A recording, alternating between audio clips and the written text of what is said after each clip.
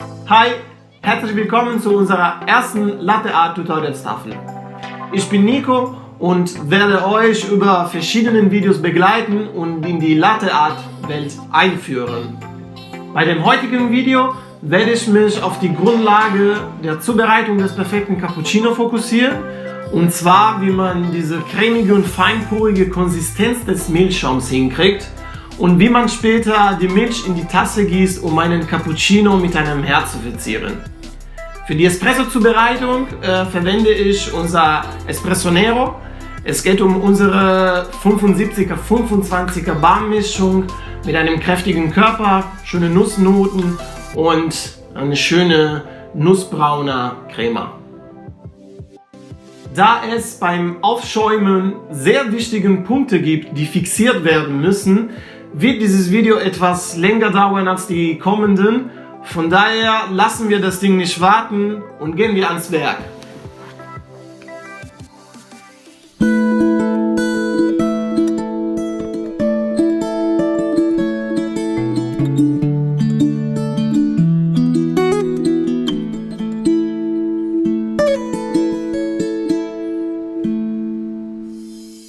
Aber erstmal einen schnellen Überblick über Zubehör, die man braucht, um ein Cappuccino mit Latte Art zu verzieren. Wir brauchen eine Siebträgermaschine mit ordentlichem Dampfdruck. Heute bringe ich eine Dual-Boiler-Maschine vom Rocket im Einsatz, aber mit der richtigen Schaumtechnik ist eine Zweikaisermaschine auch vollkommen in der Lage, die richtige Konsistenz hinzubekommen. Wir brauchen eine Mühle zum Frischmahlen. Wir brauchen ein Milchkännchen aus Edelstahl und mit einem spitzen Schnabel. Bei Edelstahl lässt sich die Milchtemperatur von außen sehr genau überwachen. Und das ist wichtig, damit die Milch nicht zum Überkochen kommt. Auf dem Markt sind Kannen in verschiedenen Ausführungen und mit unterschiedlichen Tüllen zu finden. Es gibt breiteren, es gibt dünneren Tüllen, aber praktischerweise kann man mit jeder Tülle jedes Muster gießen. Je breiter die Tülle, desto mehr Milch fließt raus und andersrum. Aber hier sollte jeder wirklich ausprobieren und seine Kanne bzw. seine Tülle finden. Ganz wichtig bei der Kanne, beim Aufschäumen, sie muss bis zur Hälfte befüllt werden. Was passiert, wenn ich zu wenig Milch nehme? Dann erhitzt sie sich in der Kanne zu schnell und ich kann mich schwer auf die richtige Schaumtechnik konzentrieren. Und was passiert, wenn ich zu viel Milch nehme? Dann fehlt später der Platz für den Schaum in der Kanne. Was brauche ich noch? Ah ja, Milch.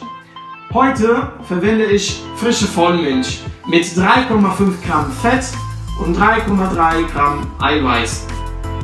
Die in der Milch enthaltenen Eiweiße sind für die Schaumfähigkeit der Milch verantwortlich. Bei dem Fettgehalt geht es in erster Linie um Genuss, aber nicht um die Zubereitung. Warum? Also was passiert dann genau beim Aufschäumen? Durch den Dampf wird Luft in die Milch gebracht.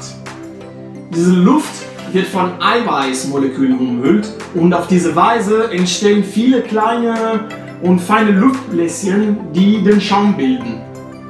Je mehr Eiweiße sich zusammengelagert haben, desto stabiler ist der Schaum. Was auch sehr wichtig zu beachten ist die Anfangstemperatur von der Milch. Die Milch muss kalt sein und direkt aus dem Kühlschrank kommen. Bei Latte Art und generell beim Aufschäumen ist die Zeit sehr wichtig. Je mehr Zeit ich habe, die Milch mit meiner Lanze zu schlagen, desto cremiger wird sie am Ende und desto feiner und kleiner werden die Blasen sein. Also, wie schäumt man richtig auf? Wie bekommt man die richtige Konsistenz hin? Der Schlüssel bei Latte Art ist diese cremige Konsistenz des Milchschaums. Und das Entscheidende beim Aufschäumen ist das Verhältnis zwischen zwei Phasen. Die Ziehphase und die Rollphase. Die Ziehphase ist genau der Moment, wo man Luft in die Milch einzieht. Sie sollte bei Latte Art möglichst kurz gehalten werden, damit das Volumen von der Milch nicht übermäßig vergrößert. Sollte so lange dauern, bis die Milch Körpertemperatur erreicht hat.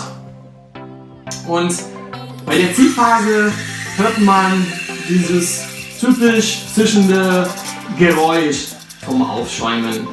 Und Schaum wird erzeugt. Das Volumen von der Milch vergrößert sich und Schaum steigt im Kännchen auf. Um die Eintauchtiefe der Lanze konstant zu halten, dann geht man in dieser Phase ganz vorsichtig und ganz langsam mit der Kanne nach unten. Einmal, dass ich die gewünschte Schaummenge erreicht habe, beziehungsweise dass die Milch Körpertemperatur erreicht hat, dann tauche ich die Lanze etwas tiefer in die Milch ein und da beginnt die Rollphase. Rollphase ist auch von großer Bedeutung, weil sie dafür sorgt, dass die Luft in der gesamten Milch verteilt wird. Bei der Rollphase wird keine Luft mehr eingezogen, sondern wird die Milch auf die genaue Temperatur gebracht. Hier sollte man aufpassen, dass die Milch nicht über die 70 Grad kommt, weil über 70 Grad wird der Milchzucker verbrannt und man verliert diesen leicht süßlichen Geschmack von der Milch.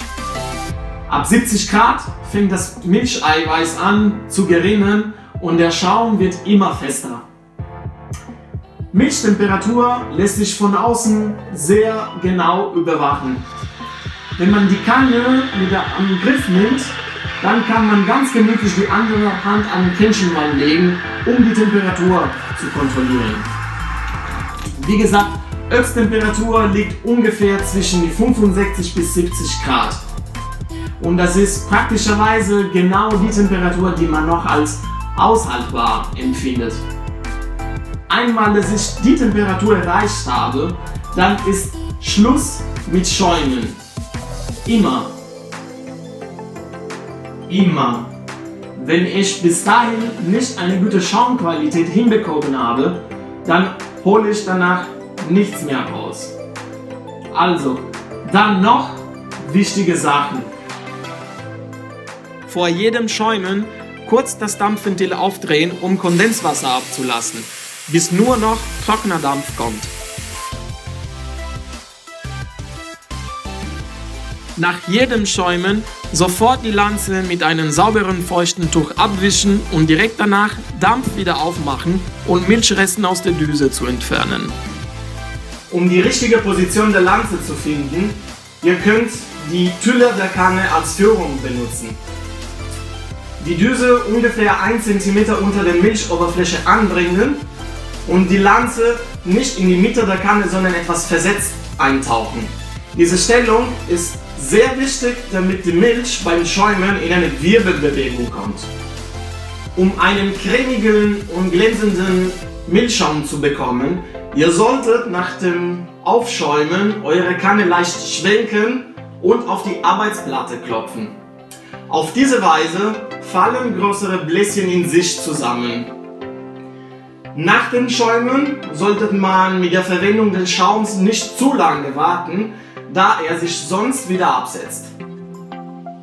So, jetzt habe ich lang genug gequatscht und es kann losgehen mit der Zubereitung meines Cappuccino. Den werde ich mit einem Herz verzieren. Den ersten Cappuccino werde ich etwas langsamer zubereiten, um die ganzen Bewegungen richtig zu zeigen. Bei dem zweiten Cappuccino bei ganz normaler Geschwindigkeit. Viel Spaß beim Schauen.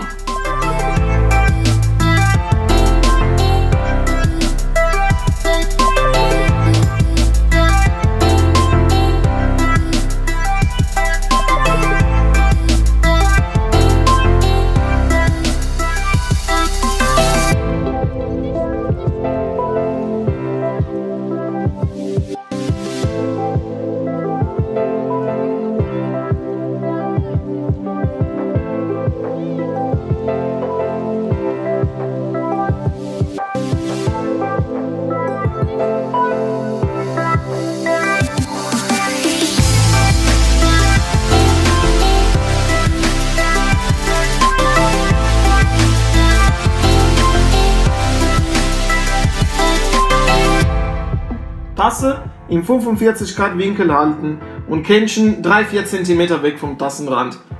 Milch in die Mitte des Espresso gießen und Tasse bis Hälfte füllen.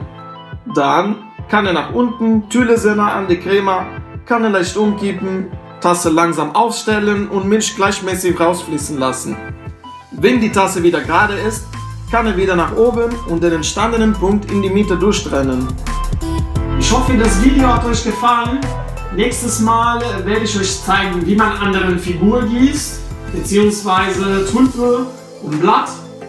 In der Zwischenzeit verlinke ich euch unser Online-Shop, wo ihr alle unsere Cafés findet und sie ganz bequem von zu Hause bestellen könnt. Folgt uns auch auf unserer Facebook- und Instagram-Seite. Jetzt viel Spaß beim Herzgießen. Bis zum nächsten Video. Ciao.